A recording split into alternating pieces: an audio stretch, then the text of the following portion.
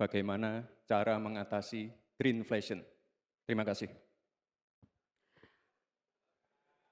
Masih ada waktu, Bapak Gibran. Aturan, istilah-istilah Kami sampaikan kembali terminologi atau singkatan, mohon untuk dijelaskan. Enggak, tunggu. Silakan dilanjutkan. Masih ada waktu. Ini tadi tidak saya jelaskan karena kan beliau kan seorang profesor. Sesuai dengan aturan. Greenflation adalah inflasi hijau. Sesimpel itu. Waktunya masih ada, Bapak Gibran, cukup. Kami persilakan kepada calon wakil presiden nomor urut 3, Bapak Mahfud MD untuk menjawab. Waktu Bapak 2 menit, silakan. Baik, untuk mengatasi inflasi hijau. Apa sih inflasi hijau? Itu kan ekonomi hijau. Ekonomi hijau itu adalah ekonomi sirkuler. Ya, di mana sebuah proses pemanfaatan produk ekonomi, pangan misalnya, atau produksi apapun, diproduksi, kemudian dimanfaatkan, di recycle, bukan dibuat. Jadi bukan barang itu lalu dibiarkan mengganggu ekologi. Nah, saya punya cerita. Kalau bicara soal recycle seperti ekonomi hijau, saya merasa berbangga sebagai orang Madura. Karena orang Madura itu yang pertama dulu mempelopori ekonomi hijau, ekonomi sirkuler. Di mana orang Madura itu tuh yang memunguti sampah-sampah, menguti plastik-plastik lalu diolah. Sehingga sebenarnya ekonomi sirkuler itu sudah menjadi kesadaran masyarakat. Nah, oleh sebab itu kalau untuk mengatasi inflasi itu tentu yang paling gampang kan kebijakan-kebijakan. Diatur saja jatahnya. Di sini kan harus ada data. Kecenderungannya di sini begini, kebijakannya harus begini. Kecenderungannya di sini begini, kebijakannya harus begini. Nah, itulah yang kita pahami tentang ekonomi hijau, ya, inflasi hijau dan sebagainya dan sebagainya. Nah, saudara, banyak hal yang harus kita lakukan. Karena misalnya ya, ukuran kemajuan ekonomi kita selalu diukur dari sekitar 5 hal. Misalnya pertumbuhan, kemiskinan, ketimpangan, dan 2 lainnya. Tetapi ada 1 yang harus ditambahkan, yaitu emisi. Baik Pak Mahfud, waktu Anda habis. Terima kasih. Selanjutnya kami persilakan kepada calon wakil presiden nomor urut 2, Bapak Gibran Rakabuming Raka untuk menanggapi. Waktu Anda 1 menit, silakan.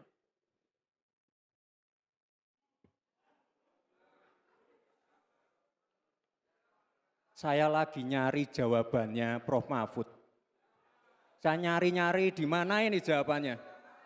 Kok nggak ketemu jawabannya. Saya tanya masalah inflasi hijau kok malah menjelaskan ekonomi hijau. Prof. Mahfud, yang namanya greenflation atau inflasi hijau itu ya kita kasih contoh yang simpel aja.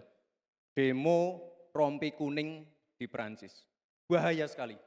Sudah memakan korban. Ya, ini harus kita antisipasi, jangan sampai terjadi di Indonesia.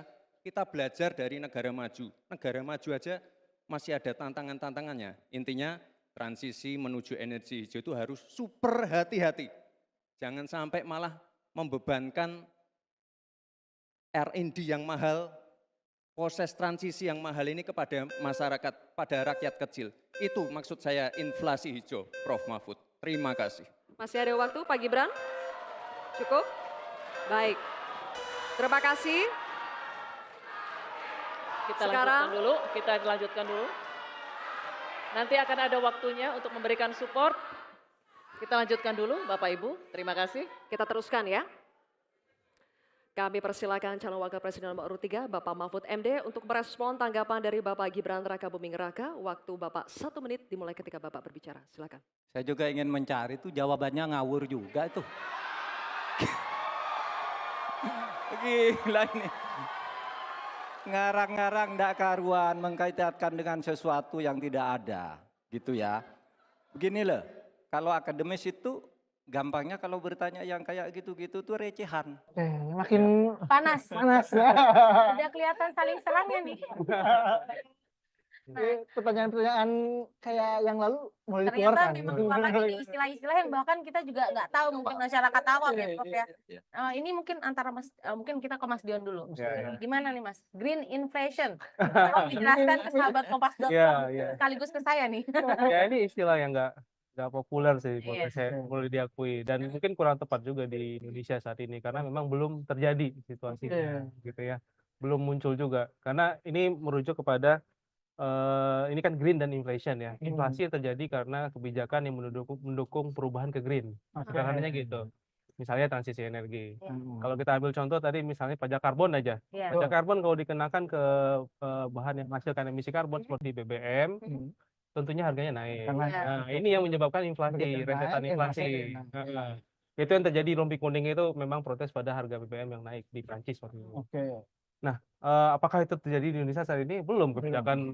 Kebijakannya aja masih tadi kan masih dipertanyakan. Iya jelas. Iya, jadi memang nggak akan familiar gitu. Jadi memang sayangnya sih yang sangat disayangkan jadinya substansinya tidak tereksplorasi dengan baik, jadi lebih ke Malah gimmick tadi ya. iya, saya sangat menyayangkan hal Jawaban ini saya juga Iya. Prof, Iya. komentar Prof. Iya, iya memang green inflation ini sangat terkait dengan renewable energy sebenarnya, energi terbarukan. Untuk membuat energi terbarukan itu ada banyak komponen, masing komponen individual lah ya, komponen 1, 2, 3 dan sebagainya. Nah, inflasi di setiap komponen ini yang untuk menyusun cost untuk energi terbarukan. Jadi dimaknai seperti itu kalau kita bicara green inflation. Jadi tapi ya memang sudah barang tentu bagi saya pribadi ya jadi aneh juga. Hal seperti itu yang sebenarnya tidak terlalu relevan dengan kita ditanyakan. Jadi itu saja sih yang jadi terkaget-kaget juga.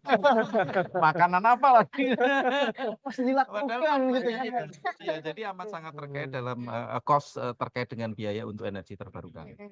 Ya. Jadi kalau menurut Bapak-bapak di sini jawaban Prof Mahfud nih seperti apa nih? Benar beliau tidak perlu menjawab atau yang jawaban pertama tadi soal sirkular sudah mengena atau gimana nih? Ya, kalau ya sebenarnya sih ya tidak tepat juga ya Jawabannya jawabannya Prof Mahfud. karena memang bagi kita sendiri orang awam lah katakanlah ya, ini kan sesuatu hal yang tidak terlalu relevan saat ini kan kita bahas terkait green inflation dan itu sudah barang tentu istilah yang relatif baru, yang sudah barang tentu ya itu lalu akhirnya menimbulkan jawaban juga nggak jelas, yang bertanya juga nggak jelas juga. Jadi sama-sama nggak jelas. Jadi lagi-lagi nanti kita akan fokus ke gimmick-gimmicknya Prof di kontennya ya. Betul dibanding kontennya. Kalau setelah dari green inflation kita Ada istilah bio regional. Ya. Silakan nih Mas Dian atau Prof dulu nih silakan. Ya, kalau bioregion sih memang sudah istilah yang sudah agak sering ya, terutama di naskah-naskah akademik textbook terkait bioregion. Bioregion ini membedakan dengan pembatasan wilayah secara administratif. Jadi bioregion itu mengacu pada satu kesatuan ekologis. Kan satu kesatuan ekologis. Sehingga batasnya pasti akan berbeda. Ketika kita bicara satu kesatuan ekologis, satu kesatuan ekosistem, batas-batasnya akan berbeda dengan kesatuan administratif. Nah, ketika kita mencoba katakanlah untuk memulihkan lingkungan, kan seringkali dibatasi oleh satuan-satuan administratif. Karena apa? Karena misalnya satu bioregion tertentu ini ada 4 kabupaten. Padahal kerusakan lingkungan ada di bioregion tersebut. Lalu apa yang dilakukan? Masing-masing kabupaten memiliki dana berbeda-beda, memiliki perangkat berbeda-beda, sehingga akhirnya juga tidak terselesaikan. Caranya juga pasti beda-beda. Sehingga pendekatannya harus bioregion. Dan bioregion tidak bisa lagi didekati dengan pendekatan administratif. Jadi itu kalau terkait dengan bioregion. Kalau bioregion sudah istilah yang relatif umum. Tapi memang itu perlu ditanyakan juga, Prof.